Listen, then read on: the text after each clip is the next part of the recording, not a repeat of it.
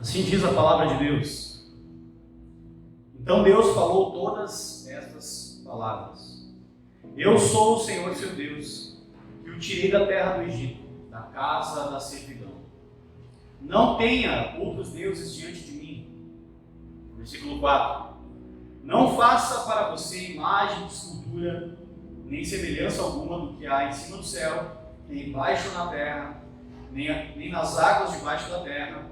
Nem adore essas coisas, nem preste culto a elas, porque eu, Senhor, seu Deus, sou Deus zeloso, que visito a iniquidade dos pais e dos filhos até a terceira e quarta geração daqueles que me odeiam, mas faço misericórdia até 1000 gerações daqueles que me amam e guardam os meus mandamentos. Até aí. Senhor, acabamos de ler a tua santa palavra, Senhor. Agora te pedimos, Senhor, o teu Espírito Santo, a revelação, Senhor, do teu Espírito Santo. Abre a nossa mente, ilumina, Senhor, a nossa mente e aquece os nossos corações com a tua palavra, Senhor. Nós queremos ouvir a tua voz, Senhor. Nós não queremos, Senhor, experiências, não queremos nada além da tua palavra, Senhor. Queremos que o Senhor fale nessa noite conosco, Deus, nos direcionando, nos santificando através da tua lei, que é boa, perfeita e agradável.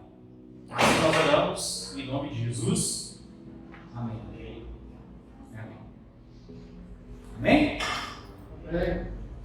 Bom, então, nós vamos dar continuidade à nossa série dos 10 mandamentos. Só queria fazer um parêntese antes.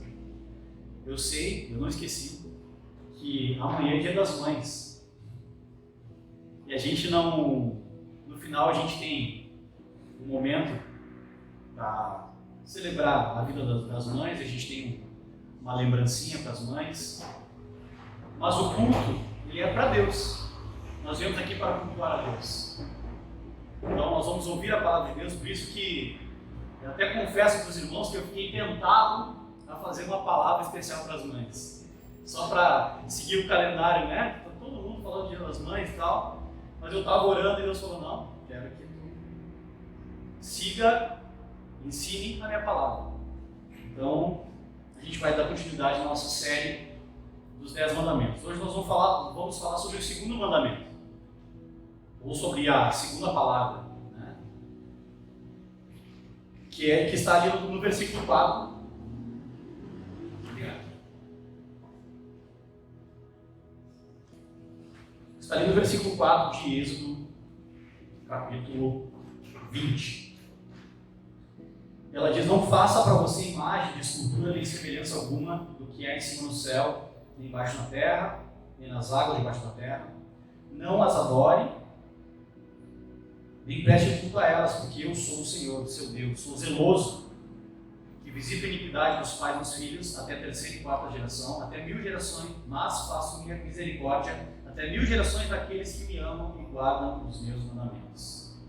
Aqui tem várias coisas que foram confundidas ao longo do tempo. Já vi muitas pessoas fazendo uma péssima teologia desse versículo, falando sobre maldição hereditária, quebra de maldição, e hoje nós vamos desmistificar isso. Mas primeiro nós vamos falar o seguinte: nós já tivemos duas pregações a respeito desse tema. Na primeira pregação, nós explicamos o porquê nós devemos guardar os 10 mandamentos. Porque Deus se entregou por nós. Lembra que as palavras de Deus não começam apenas com um mandamento. Primeiro Deus começa nos lembrando quem Ele é e nos lembrando da sua graça. Eu sou o Senhor teu Deus, que te tirou da terra do Egito, da casa da servidão. Isso aconteceu de fato com o povo de Israel, saindo do Egito. Inclusive teve um episódio, né, para quem viu lá a novela lá da Record, Os 10 Mandamentos, as 10 pragas do Egito, né, as 10 pragas que Deus mandou em direção ao Egito, era justamente para provar para os egípcios e para o povo de Deus de que só existe um Deus, um único Deus vivo e verdadeiro. O Nilo era era adorado como um Deus, como uma divindade. Por isso que Deus transformou a água em sangue. E vários outros deuses, né? Vou saber aqui de cabeça todos os deuses do Egito, mas as 10 principais divindades do Egito foram derrotadas e humilhadas diante do Deus verdadeiro, nas 10 pragas. Então Deus provou para os egípcios e relembrou para o povo, porque o povo, depois de um tempo lá no Egito, o povo se corrompeu e começou a adorar falsos deuses. Isso é muito normal no ser humano. O ser humano passa muito tempo sem adorar a Deus, passa muito tempo no mundo, como a gente, usando essa linguagem figurada do Egito como o mundo, a casa da servidão, a casa dos prazeres, a casa dos falsos deuses. Quanto mais tempo a gente passa distante de Deus, mais fácil é a gente se corromper com falsos deuses. Então é por isso que a gente congrega. É por isso que nós congregamos. É por isso que semana a semana, Deus, e isso faz parte dos mandamentos, eu estou dando spoiler, tá? Sobre o dia do Senhor, Deus reservou um dia na semana para que nós lembrássemos dele, para que nós cultuássemos a ele. E nós estamos fazendo isso aqui hoje. Nós estamos aqui separando um tempo na nossa agenda, separando um tempo na nossa vida, um dia na nossa semana, para cultuar a Deus, para lembrar de que nós temos um Deus e para testemunhar para o mundo de que existe um único verdadeiro Deus ao qual nós servimos. É para isso que nós congregamos, é para isso que nós viemos à igreja. É possível então eu adorar a Deus na minha casa, com a minha família? É claro que é possível. Mas nós somos chamados por Deus para ser um povo. E nós demonstramos para o mundo como é o corpo de Cristo, quem é o corpo de Cristo, quando nós ajuntamos como igreja. Lá em Hebreus 10, 25, vai dizer: não deixem de congregar. Não deixem de congregar, assim como alguns já estão fazendo. Por causa disso. Quanto mais tempo a gente fica sem vir até a casa de Deus e sem ouvir a voz de Deus, mais propenso à idolatria e mais propenso aos falsos deuses nós ficamos. Então por isso que congregar é necessário. Mais para frente nós vamos ver que congregar e se reunir e tirar um dia para isso é inclusive um mandamento. Nós não chegamos lá ainda, é só um parênteses. Então na primeira mensagem nós entendemos o porquê que nós devemos cultuar a Deus e praticar os seus mandamentos, guardar os seus mandamentos, porque Ele é o Senhor, o Deus verdadeiro, que oferece a sua graça a nós, estende o braço da graça até nós. Então nós temos um motivo para obedecer a Deus. Primeiro, porque Ele é o Deus Criador dos céus e da terra, Ele é o único Deus verdadeiro. E segundo, porque nós somos o povo escolhido dele. Porque quando a gente vai falar para alguém sobre Jesus e sobre Deus na rua, a primeira coisa que a pessoa vai falar: não, mas eu acredito em Deus. Boa parte das pessoas são teístas, né? Não, mas eu acredito em Deus. Não, mas nós não estamos falando sobre acreditar em Deus. Nós estamos falando sobre ter uma aliança com Deus. Em ser o povo escolhido de Deus, em ter um relacionamento pessoal e coletivo com Deus. Sobre isso nós estamos dizendo. Não basta só acreditar em Deus. Lá em Romanos capítulo 1, nós já vamos ler essa passagem, nós vamos ver que o nome disso é revelação natural. A revelação natural, o que é? Deus deixa os seus traços na natureza para que o homem saiba que existe um Deus. Eu nunca me esqueço, uma vez que eu vi uma entrevista do Dr. Enéas, né? Meu nome é Enéas, você sabe aquele cara, né? Meu nome é Enéas.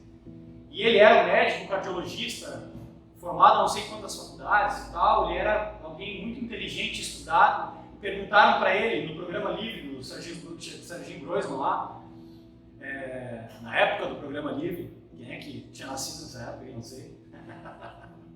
Fala, garoto. Perguntaram para ele se ele era ateu. E ele falou: eu não consigo ser ateu. Por mais que eu estude, quanto mais eu estudo, mais eu descubro que o universo tem um arquiteto, que é impossível tudo isso que nós vemos e que nós contemplamos ser obra do acaso. Quanto mais nós estudamos, quanto mais nós olhamos para a criação, mais ela aponta e glorifica o Criador. Vocês lembram que lá no Salmo 150 diz: todo ser que respira, louve e adore o Senhor? A criação adora o Senhor. Quando nós contemplamos uma flor tipo essa, ou quando nós contemplamos o pôr do sol, né? Eu amo ver o pôr do sol. E amo ver o pôr do sol de Porto Alegre, especialmente, lá na frente do Iberê Camargo, lá que o sol cai bem na frente, assim, e transforma aquele Lago Guaíba em um espelho multicolorido, como um prisma. Toda vez que eu olho para aquilo, eu lembro da grandeza do Criador. Então, isso é a revelação natural. Deus se revelou por meio da natureza. Só que o que acontece? Vocês lembram que eu falei na semana passada que nós somos adoradores. Essa é a nossa essência, esse é o nosso DNA. Nós somos criados para adorar a Deus. Lá no Catecismo fala, né, Heidelberg, fala qual é o fim principal do homem.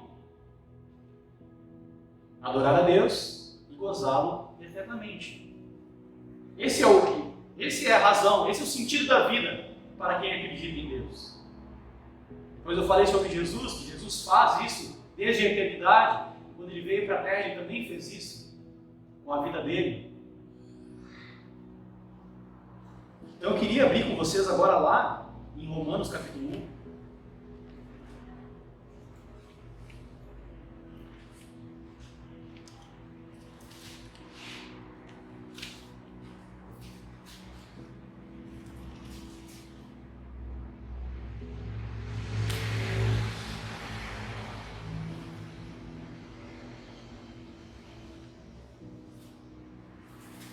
Romanos capítulo 1, a partir do versículo 18, diz: a ira de Deus se revela do céu contra toda a impiedade e injustiça dos seres humanos, que por meio da sua injustiça suprimem a verdade. Pois o que se pode conhecer a respeito de Deus é manifesto entre eles, porque Deus lhe manifestou. Porque os atributos invisíveis de Deus, isso é, o seu eterno poder e a sua divindade, claramente se reconhecem desde a criação do mundo, sendo percebidos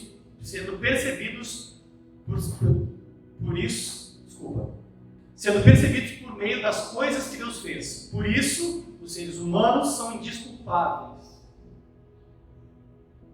Porque tendo conhecimento de Deus, não o glorificaram como Deus, nem lhe deram graças. Pelo contrário, se tornaram nulos em seus próprios raciocínios, e o coração insensato deles se obscureceu.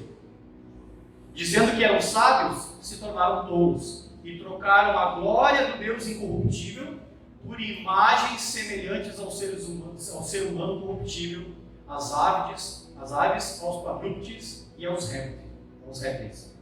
Por isso Deus os entregou à impureza, pelos desejos do coração deles, para desonrarem o seu corpo entre si. Eles trocaram a verdade de Deus pela mentira, adorando e servindo a criatura em lugar do Criador, o qual é bendito para sempre. Amém. Olha a profundidade desse texto. Ele está dizendo que Deus se revelou na criação, que é perceptível que há um Deus verdadeiro. Mas, por causa do pecado, o homem fabricou ídolos para si mesmo. Vocês lembram do Éden? Vocês lembram da mentira de Satanás? O que Satanás falou para Eva?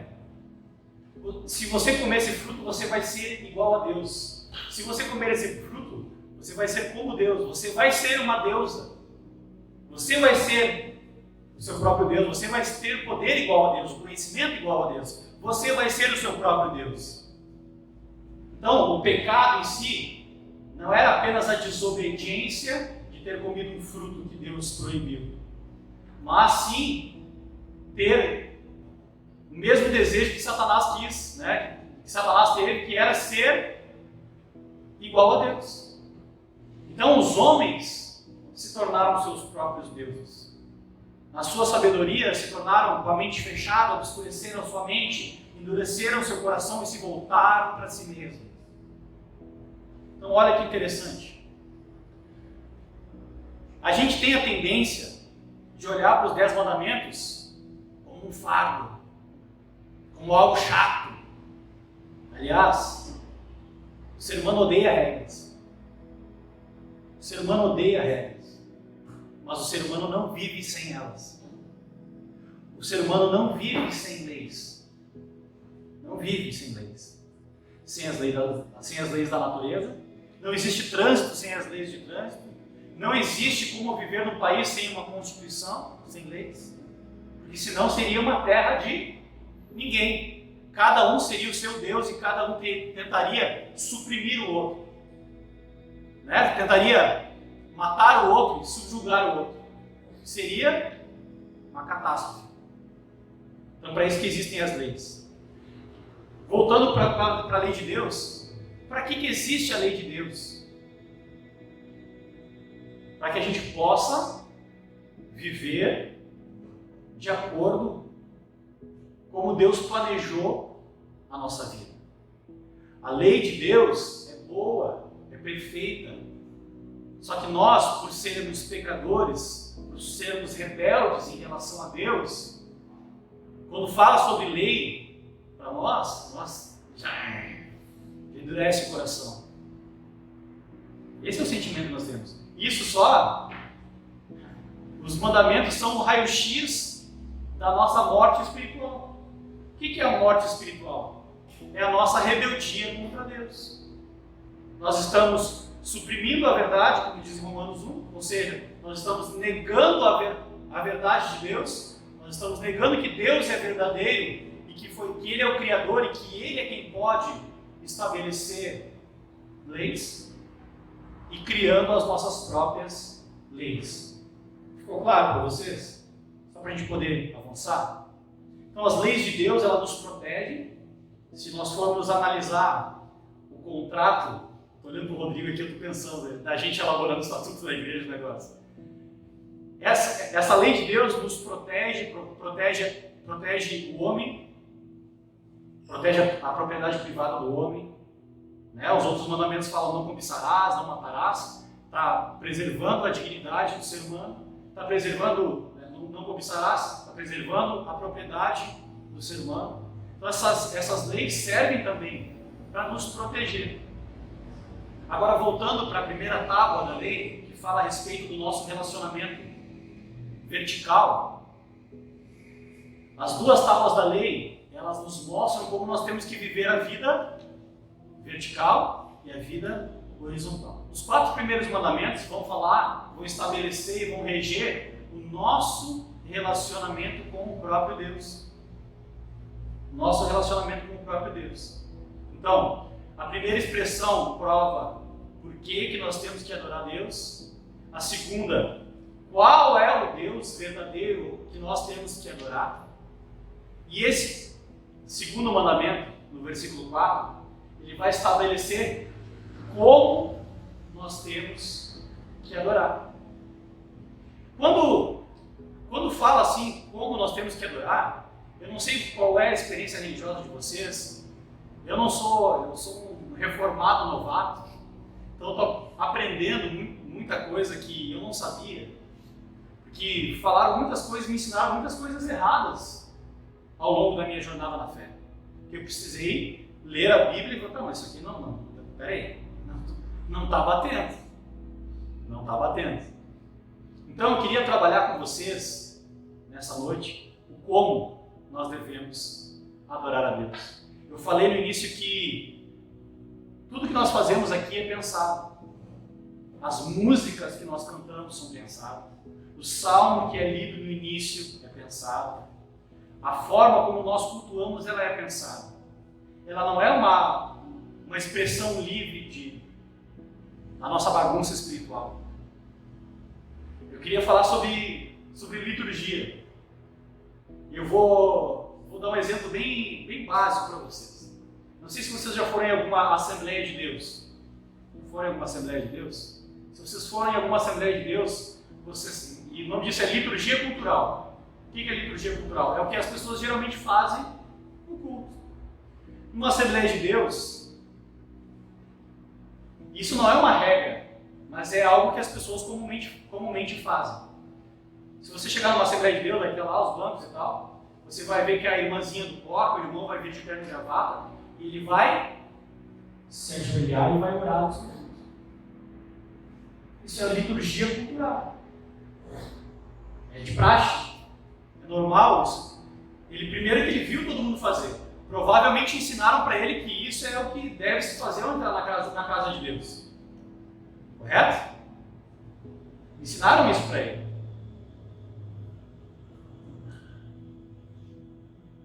E nós, porque então, isso é só um exemplo de como a liturgia e como nós fazemos, como nós cultuamos a Deus, forma a nossa espiritualidade. O como nós adoramos a Deus vai formar o nosso caráter espiritual. Tem um porquê, tem uma razão de ser. Quem veio do catolicismo está muito acostumado com a palavra liturgia. Está muito acostumado com aqueles rituais. Daí o padre vira e fala, a pessoa responde. Aquilo ali também tem uma razão de ser. Tem uma razão de ser, tem uma razão formativa. Então, como eu falei lá no início do nosso culto, o motivo de nós estarmos aqui é que nós estamos respondendo ao chamado de Deus para o adorarmos, porque essa é a nossa essência, e Deus estabeleceu que em um dia da semana o povo de Deus vai se reunir em algum local para adorá-lo. Correto? No Velho Testamento também era assim. No Velho Testamento também era assim. Vocês vão ver que daqui para frente, do Êxodo para frente, várias liturgias vão sendo estabelecidas. Quando o povo de Deus estava indo no deserto, vocês lembram que são 12 tribos, né? 12 tribos. Iam 4 tribos na frente, 4 à direita, 4 à esquerda, 4 atrás, e o tabernáculo de Deus ia no meio. Porque Deus é o centro da adoração. E a adoração é o centro da vida do povo. O povo de Deus é um povo adorador. Adorador. Eu sei que para muitos isso parece até estranho, o que eu estou dizendo aqui. A gente está acostumado a trabalhar, né? Dia a dia, correria e tal. E a adoração, ela tem esse caráter de tipo assim, ó, eu tenho que parar tudo que eu estou fazendo para fazer uma coisa que não é normal do meu cotidiano. Por isso que Deus estabeleceu um dia da semana para nós fazermos, que é o dia do Senhor. Vamos chegar lá. Só estou usando isso para ilustrar para vocês. E eu queria fazer uma pergunta para vocês pensarem. Será que Deus tem um padrão de adoração? Será que eu sou completamente livre? Se eu quiser jogar futebol aqui agora para adorar a Deus, para a glória de Deus, eu posso fazer? Essa é a pergunta. Sabe por que eu pergunto isso? Porque eu vi um vídeo essa semana da unção do CR7. O cara driblando os demônios dentro da igreja, os demônios caindo dentro do culto. Vocês estão rindo, mas eu estou falando sério. Estou falando sério. Eu também ria. Também achava engraçado, achava ridículo. Só que agora eu fico triste. Porque o nome disso é fogo estranho. É algo que Deus reprova. É algo que Deus reprova. Vamos voltar lá para o Éden novamente. Vocês lembram de Caim e Abel? O que aconteceu com Caim e Abel? 2 adoradores foram adorar a Deus. Um adorou a Deus com o seu melhor, com o sacrifício das suas ovelhas. Adorou a Deus. E se a gente parar para analisar, Abel ofereceu um sacrifício que depois vai aparecer no povo de Deus, que era a morte de um animal, de um derramamento de sangue para a remissão de pecados. Um sacrifício agradável a Deus. Enquanto o seu irmão ofereceu qualquer coisa. E outra, ofereceu do meu jeito. Eu vou fazer do meu jeito, vou fazer o meu culto do meu jeito, do jeito que eu quiser. O que aconteceu? Deus rejeitou a oferta de Caim. Isso é sério. Isso é sério. Deus rejeitou a oferta de Caim.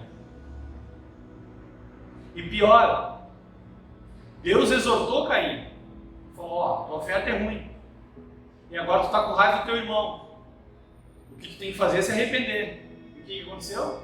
Caim endureceu o coração e matou o seu irmão. Então olha que...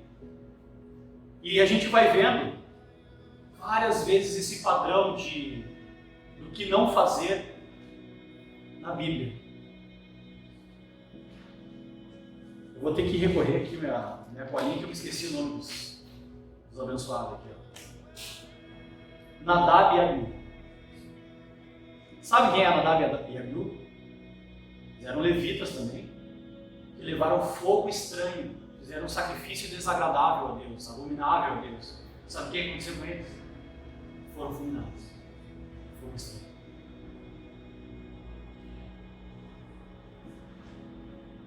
Olha só, nós estamos em Êxodo capítulo 20, tá?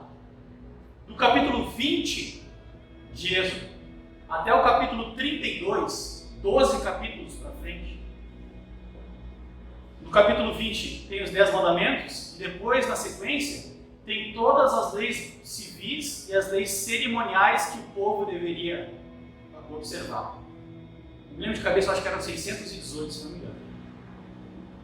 Tudo que o povo tinha que fazer. No capítulo 32, sabe o que acontece? Moisés está descendo com as tábuas da lei, lá que o Johnny fez a arte para nós, né? Bonita lá. Está chegando Moisés e Josué com as tábuas da lei. Sabe o que estava acontecendo? O povo tinha feito um bezerro de ouro. Tinha tirado os seus brincos, as suas joias, e tinha feito um bezerro de ouro, e Arão é que tinha fundido ele o bezerro de ouro. E eles estavam adorando aquele bezerro de ouro como se fosse o Deus verdadeiro. Eles queriam dar uma forma para aquele Deus. Eles queriam adorar Deus do jeito deles, da maneira que eles tinham aprendido no Egito. E lá no Egito, os deuses tinham formas de animais, tudo mais. Então eles estavam repetindo a idolatria do Egito novamente. Estavam adorando um bezerro de ouro. E falando que foi esse. Vamos para, por favor, Êxodo 32.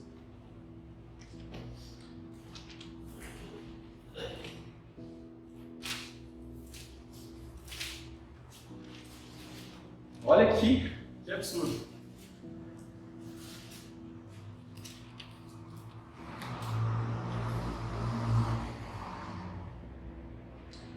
Vou ler, tá? Vamos lá. O povo viu que Moisés demorava para descer do monte. Então reuniu-se em volta de Arão e lhe disse: levante-se, faça para nós deuses que vão adiante de nós, pois quanto a este Moisés, o homem que nos tirou do Egito, não sabemos o que lhe aconteceu. Arão respondeu: tirem as argolas de ouro das orelhas de suas mulheres, de seus filhos e de suas filhas e tragam para mim. Então todo o povo tirou das orelhas as argolas e trouxe a Arão. Esse, recebendo-as das mãos dele, trabalhou com ouro, com buril e fez dele um bezerro de metal fundido. Então disseram: são estes, ó Israel, os seus deuses que tiraram vocês da terra do Egito. Arão, vendo isso, edificou um altar diante do bezerro e fez a seguinte proclamação: amanhã haverá festa ao Senhor. No dia seguinte, madrugaram, ofereceram holocaustos, trouxeram ofertas pacíficas. E o povo sentou-se para comer e beber e levantou-se para se divertir. Então o Senhor disse a Moisés: vá, desça, porque o seu povo, o povo que você tirou. Olha só que interessante o jogo de palavras. Antes era o povo de Deus, né? Agora Deus falou assim: ó, Moisés, esse teu povo que tu tirou da terra do Egito, esses idólatras aí, da terra do Egito, se corrompeu e depressa se desviou do caminho que lhe havia ordenado. Fez para si um bezerro de metal fundido, o adorou e ofereceu sacrifícios, dizendo: são esses, ó Deus, ó Israel, os deuses que tiraram você da terra do Egito. O Senhor disse ainda a Moisés: tenho visto esse povo, e eis que é povo teimoso. Agora, pois, deixe para que se acenda contra eles o meu furor, e eu os consumo. E de você farei uma nova nação. Eu não vou ler todo o capítulo, mas o que acontece é que Moisés intercede pelo povo. Moisés intercede pelo povo e fala: não mata. Nós já chegamos até aqui. Agora, no meio do deserto, tu vai matar esse povo, depois os egípcios vão ficar falando mal. Ou seja, Moisés estava zelando pelo nome de Deus, porque Deus é um Deus zeloso pela sua glória e pelo seu nome. E nosso papel como povo de Deus é glorificar a Deus, é levar glória para o nome de Deus.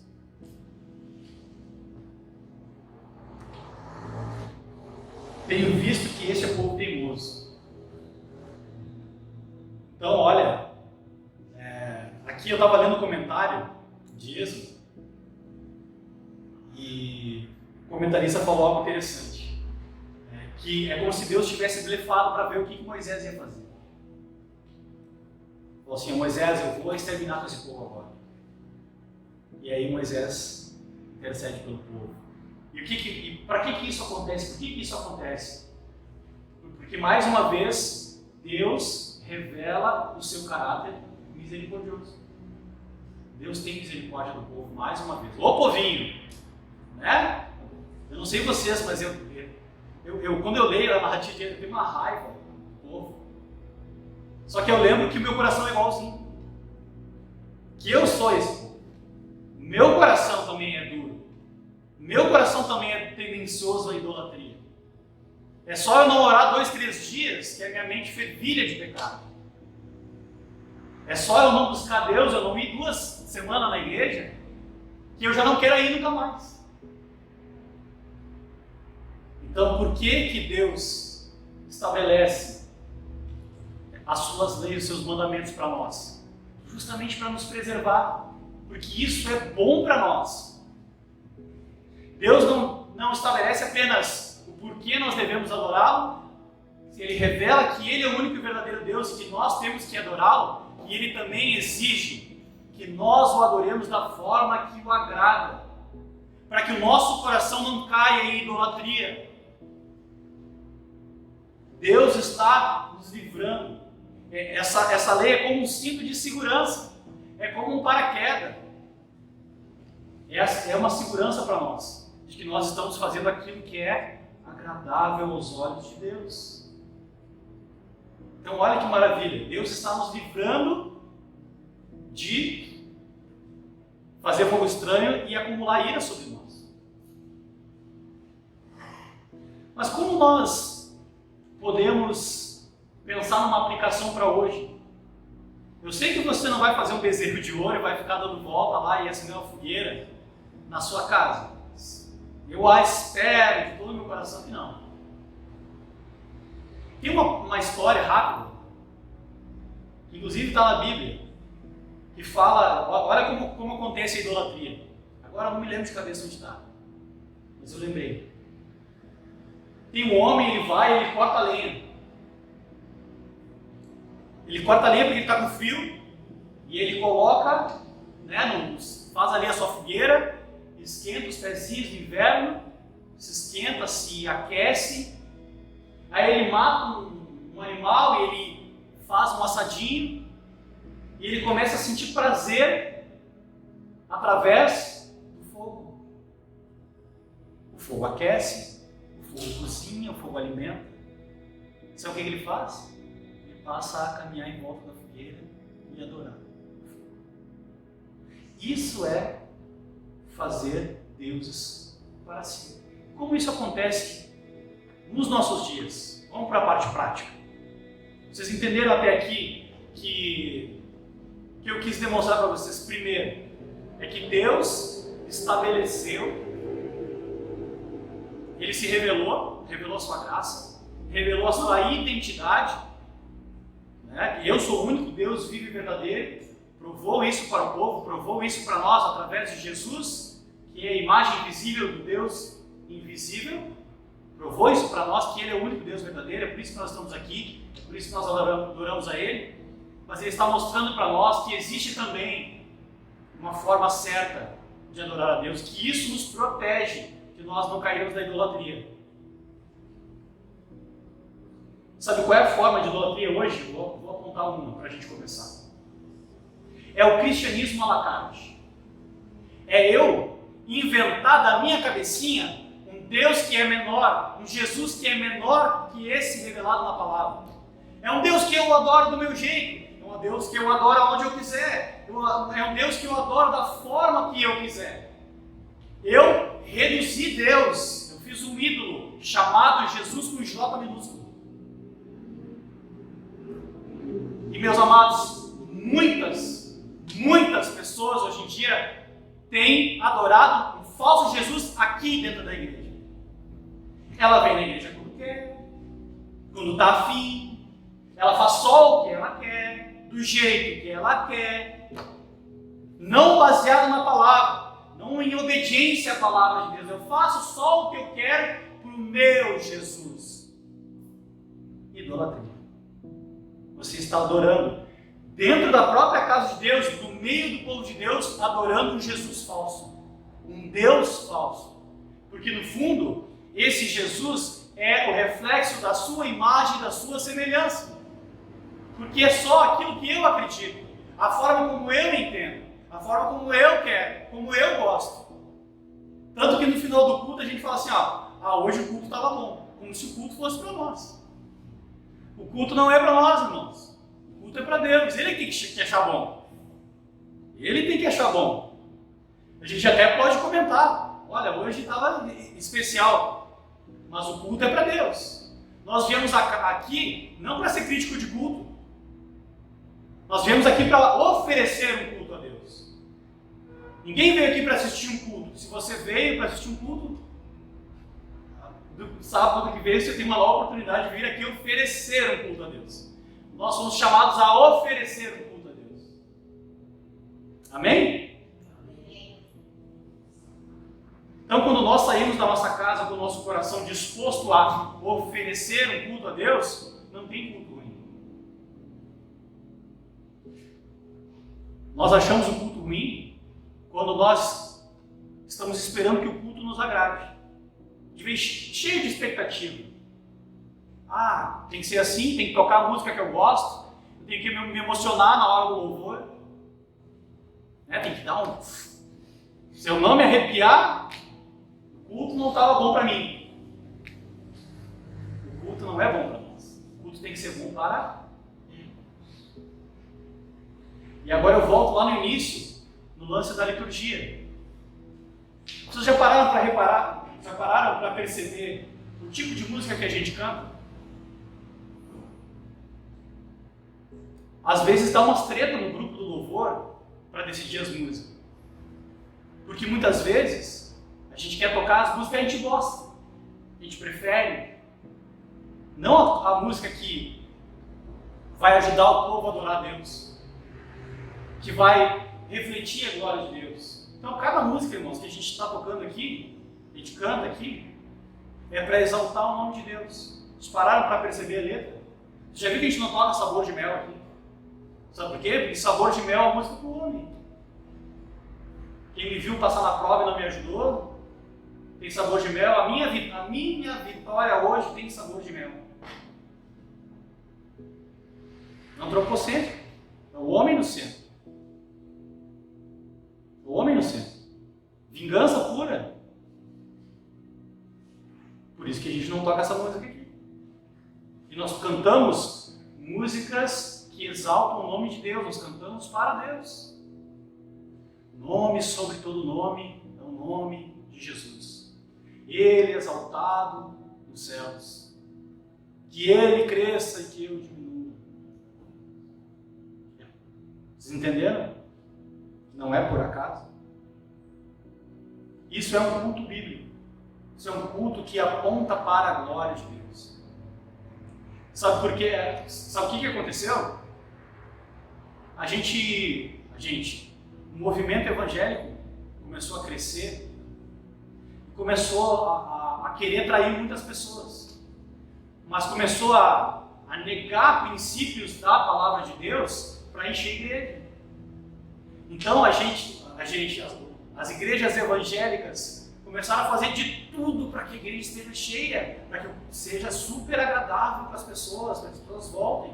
A gente canta músicas que vão, agradar as pessoas e tudo mais. É por isso que, esses dias eu estava pensando, por isso que muitas vezes uma pessoa que ela não é cristã, que ela vem na igreja, no nosso culto, ela fica meio estranha. Porque a gente não está cantando uma música que ela vai se identificar, que ela vai se colocar naquele lugar que é para ela, que vai tocar o coração dela. Nós estamos cantando sobre Deus, sobre a santidade de Deus, né? Não há outro Deus. Imagina, a pessoa vem do batuque, senta aqui e aí a gente está cantando: não há outro Deus. É meu Exu, meu Orixá. A pessoa se sente afrontada. Por quê? Porque essa é a nossa fé. Não há outro Deus diante do nosso Deus. O nosso Deus é o único e verdadeiro Deus. E a gente canta isso aqui. Só existe um reflexo. Desculpa, dois possíveis reflexos numa pessoa que entra aqui e vê essa mensagem, a mensagem do Evangelho, as músicas que exaltam o nome de Deus, ou ela se arrepende, ou ela vai embora e nunca mais volta. Ela endurece o coração e vai embora. Ou Deus toca no coração dela, ela reconhece que esse Deus é o único Deus vivo e verdadeiro, e se junta ao povo de Deus, cai em arrependimento, confessa o nome de Jesus, é discipulado, é levado ao batismo, águas do batismo e faz parte da família de Deus, ou ela continua cega espiritualmente, obscurecida na sua mente, como a gente leu em Romanos capítulo 1.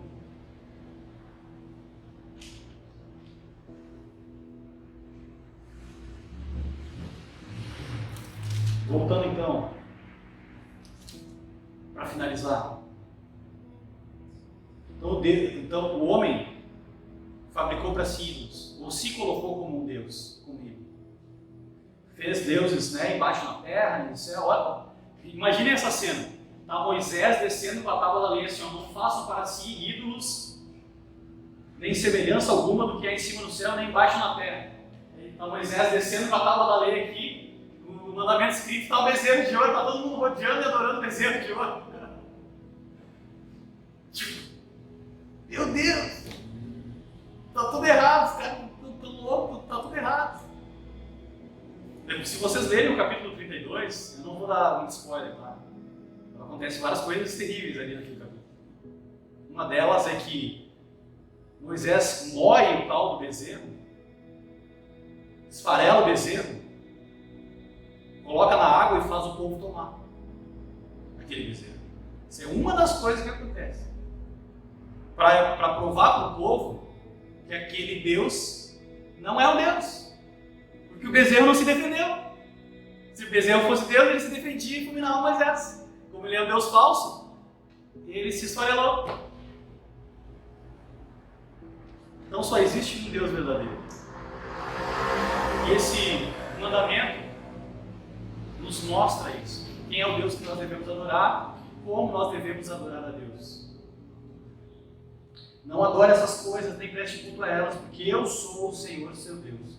Eu sou Deus zeloso, que visito a iniquidade dos pais e dos filhos, até a terceira e quarta geração, daqueles que me odeiam. Mas façam misericórdia até 1000 gerações daqueles que me amam e guardam os meus mandamentos. Ou seja, aqui eu já vi também, nas igrejas por aí, muita demonização desse verso. Parece que a quebra do mandamento espera uma maldição hereditária para 4 gerações. Coitado, meu neto, meu bisneto vai estar amaldiçoado porque eu quebrei o primeiro mandamento, o segundo mandamento. Não é isso que ele está querendo dizer. O que Deus está querendo dizer é o que Josué depois vai falar. Se vocês continuarem no caminho dos pais de vocês, lembra que eu falei isso semana passada? Abandonem os deuses que vocês adoravam no Egito e os deuses que ficaram para trás do rio. e agora sirvam ao Senhor, eu e a minha casa serviremos ao Senhor. Ou seja, essa maldição da idolatria que era dos pais de vocês, não perpetuem para as próximas gerações, mas que a bênção de Deus esteja sobre vocês ao praticarem e guardarem os mandamentos de Deus. Eu e a minha casa serviremos ao Senhor. É isso que ele está dizendo. Deixem de ser idólatras, senão as mesmas maldições, o cativeiro, as maldições que estavam recaindo sobre você e a ira de Deus que estava sobre vocês lá no Egito, vai se perpetuar na geração de vocês. Façam uma aliança com Deus. Façam uma aliança com Deus. E passem. Fazer uma aliança com Deus não é só tomar a Santa Ceia. Fazer uma aliança com Deus, isso aqui é só um símbolo para nós lembrarmos de que a aliança que nós temos com Deus é no sangue de Jesus. Nós não vamos conseguir cumprir todos os mandamentos, mas Jesus cumpriu no nosso lugar. É para isso que nós vamos tomar essa Santa Ceia. Nós vamos lembrar primeiro da nossa pecaminosidade, da justiça de Cristo, da justificação que Ele conquistou para nós. Então Jesus vai nos devolver para a lei, para que nós sejamos santificados.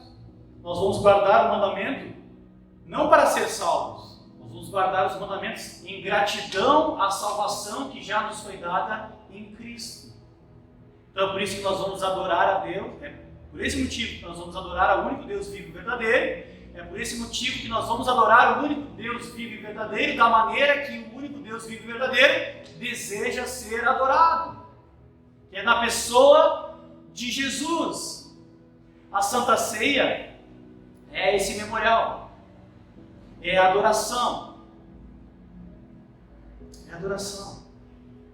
é lembrar do sacrifício de Jesus, é dar a glória a Deus, é renovar a nossa aliança com Deus, é lembrar do perdão que já nos foi dado gratuitamente. É isso que nós vamos fazer agora. Não é só dizer que tem uma aliança com Deus, é de fato ter uma aliança com Deus. E ter uma aliança com Deus é guardar os seus mandamentos. Para encerrar, quando a gente fala de lei, de Velho Testamento, tem muita gente que, não, mas Jesus, querido, vocês lembram? Parece que Jesus era um bobinho assim. Vocês lembram quando é que foi que Jesus ficou bravo pra caramba? João capítulo 2, ele faz o chicote, ele entra no templo e chicoteia os caras e chuta as mesas. Por quê? Porque estavam fazendo da casa do Senhor comércio. Estavam adorando e fazendo idolatria dentro da casa de Deus. E aí, o apóstolo João, muito perspicaz, colocou lá, e os discípulos lembraram daquela passagem que diz: o zelo da tua casa me consome. O zelo da tua casa me consome. Jesus ficou irado quando não estavam adorando o Pai dele da maneira como estava prescrito na lei, e um povo que conhecia a lei de trás para frente, de frente para trás. Existem duas maneiras de quebrar os mandamentos: por ignorância ou por rebeldia. A maioria de nós, que somos gentios, não conhecíamos a lei de Deus, andávamos por aí no mundo. Que Deus, que lei, que o quê?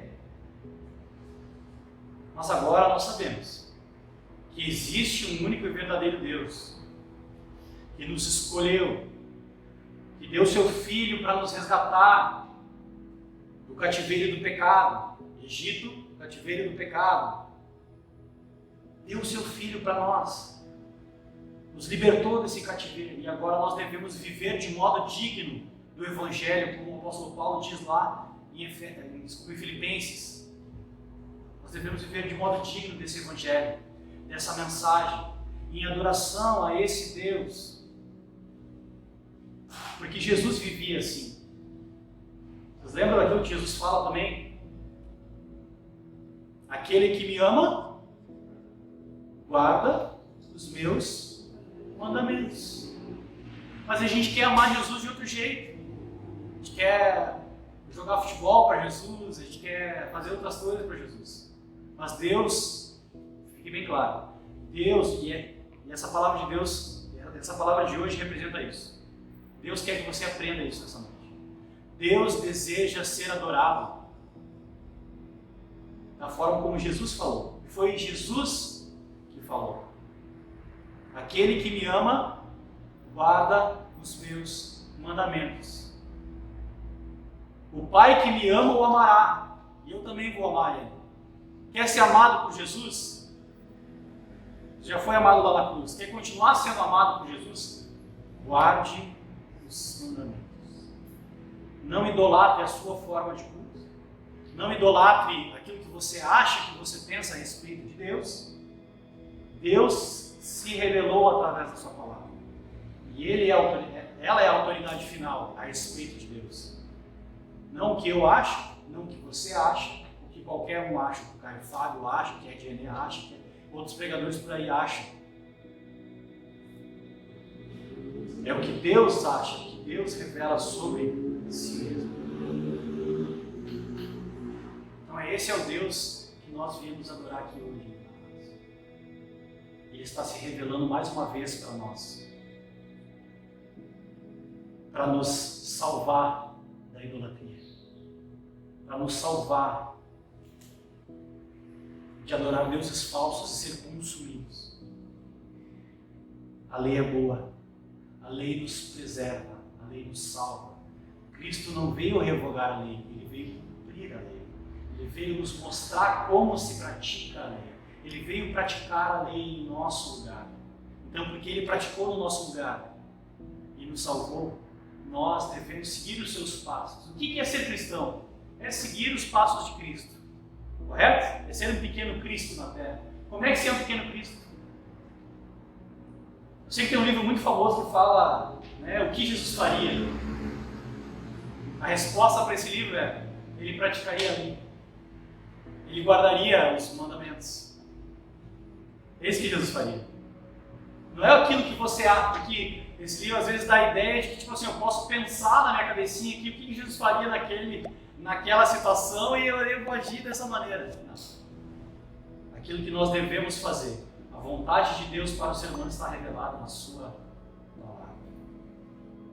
Amém? Vamos orar? Senhor nosso Deus, obrigado pela palavra de hoje. Obrigado porque o Senhor nos preserva, nos cuida com a sua lei. Obrigado porque a tua lei é boa e restaura a alma. Nos ajuda como teu povo a ter prazer na tua lei de dia e de noite. Nos ajuda, Senhor, a entender a tua bondade, Senhor, refletida na lei. Para que nós possamos, Pai, caminhar como Cristo caminhou sobre a terra. Para que nós possamos apontar para Ti e glorificar o Teu nome, Pai. Em nome de Jesus, nós oramos como igreja. Amém. Amém. Amém?